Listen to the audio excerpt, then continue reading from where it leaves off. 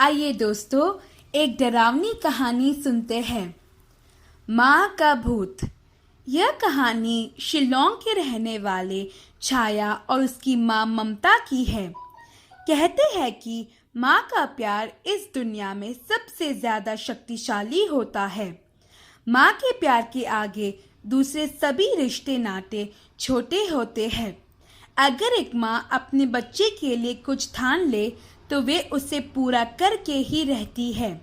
अगर कोई भी एक माँ के बच्चे को जरा भी तकलीफ पहुंचाता है तो माँ उसे बर्दाश्त नहीं करेगी। छाया अपनी माँ ममता की एक लौटी बेटी थी। वे उसकी माँ के साथ एक छोटे गांव में रहती थी।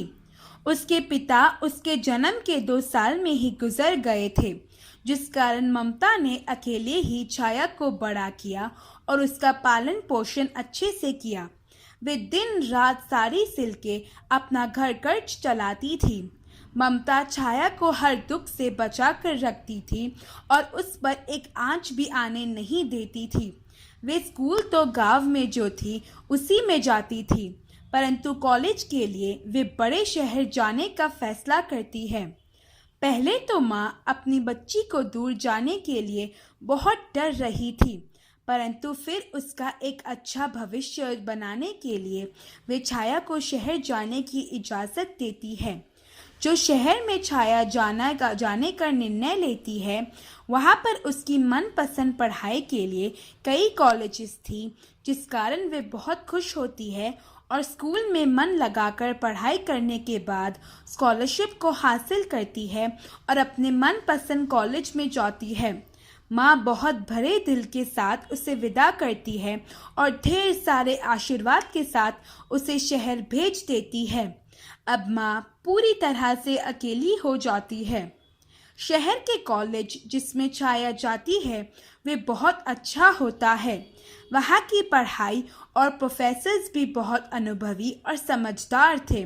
वे थोड़े ही दिन में कई सारे दोस्त बना लेती है और कॉलेज में भी मन लगाकर पढ़ाई करती है। उसका एक बहुत बड़ा दोस्तों का ग्रुप बन जाता है, जिसके साथ वे कॉलेज में अक्सर रहती थी। उन सब दोस्त के साथ छाया का मजबूत संबंध था। उसमें से एक उसका सबसे प्रिय दोस्त था, जिसका नाम दिलीप था।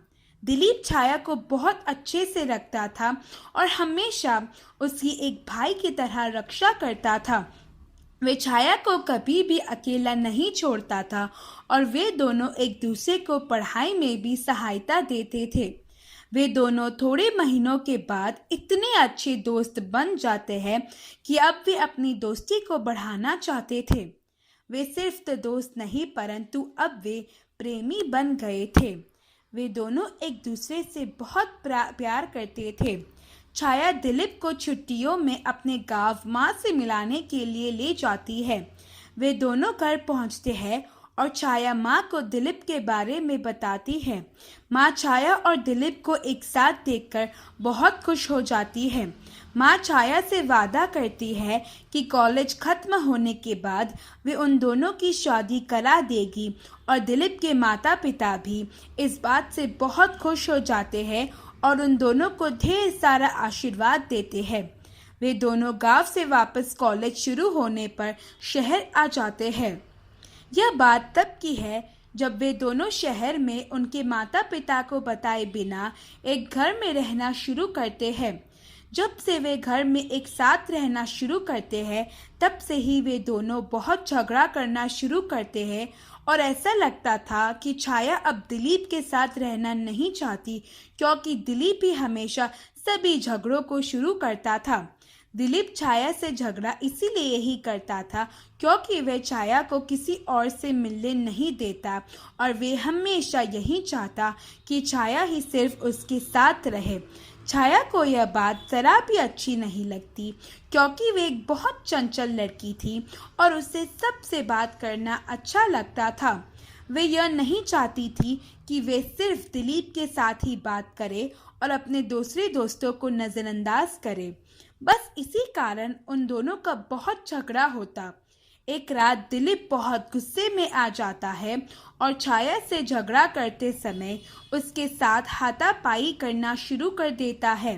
हाथापाई इतनी बढ़ जाती है कि छाया अपने आप को बचाने के लिए एक चाकू उठा के दिलीप पर हमला करने जाती है।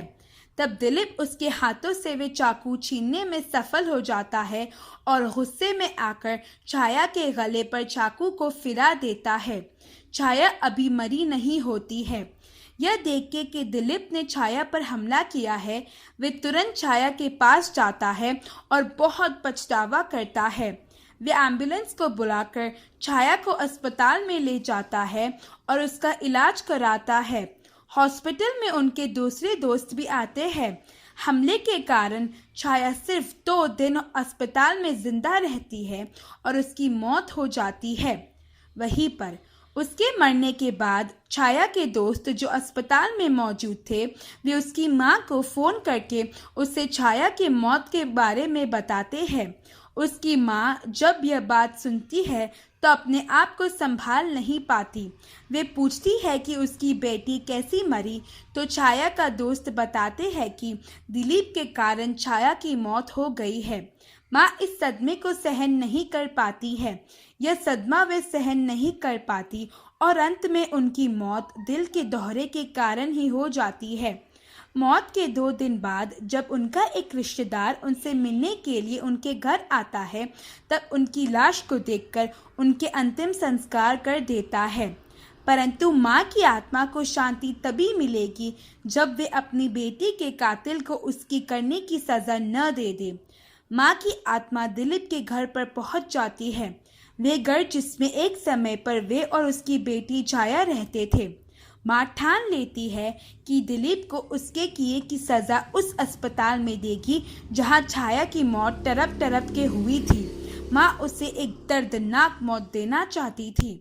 दिलीप एक रात अपने बिस्तर पर सो रहा था जब उसका कंबल जो उसने ओढ़ा था वे अपने आप उसके शरीर पर से सरक के जमीन पर गिर जाता है। वे अपनी नींद से जग जाता है। तब वे यह महसूस करता है कि बिस्तर के जिस स्थान पर वे सोया था वो नीचे जमीन की ओर धंस रहा था और आखिरकार वे स्थान टूट जाता है। स्थान के टूटने के कारण वे भी नीचे गिर जाता है और लकड़ी का एक टूटा टुकड़ा उसकी पीठ में घुस जाता है और खून बहना शुरू हो जाता है। वे उस घाव पर पट्टी लगाने के लिए उठता है, तभी वे देखता है कि एक रस्सी उसके गले में बंध जाती है और उसे घर से बाहर घसीटती है। वे रस्सी उसे घसीट के शहर के एक सुनसान जंगल में लाती है जहाँ कोई नहीं आता है। घसीटने के कारण उसकी बुरी हालत हो जाती है और उसके शरीर में से खून की नदी बहना शुरू हो जाती है और वे चलने के भी हालत में नहीं था। वे रस्सी उसे कई दिनों तक उस जंगल में एक बड़े पेड़ के साथ बंधे रखी थी। वे कई दिन तक भूखा प्यासा रहता था। दिन में कई सारे अजीब मकड़े और जानवर उसके शरीर पर काट के घाव करते और रात में वे जंगली जानवरों के आवाज़ से दहला जाता। यह सिलसिला कई दिन तक रहा। एक दिन वे रस्सी अपने आप खुल गई और दिलीप आज़ाद हो गया। वे जंगल में से पानी और खाने की कोई चीज़ ढूंढकर थोड़ी शक्ति लेता है और जैसे तैसे करके अपने आप को उसी हॉस्पिटल में इत्तेफाक से ले जाता है जहां पर छाया की मौत हुई थी। डॉक्टर उसकी यह गंभीर हालत को देखकर फौरन उसे भर्ती करके उसके इलाज को शुरू करते हैं। रात में जब दिलीप दर्द के कारण सो नहीं पा रहा था, तब वे देखता है कि उसके वार्ड का दरवाज़ा अपने आप खुल जाता है और उसमें से एक बहुत बदसूरत औरत अंदर आती है। वे औरत और कोई नहीं पर छाया की मां ममता की आत्मा होती है। ममता दिलीप के बिस्तर पर चढ़ जाती है और डर के कारण दिलीप अपने मुंह से एक शब्द भी नहीं निकाल पाता है।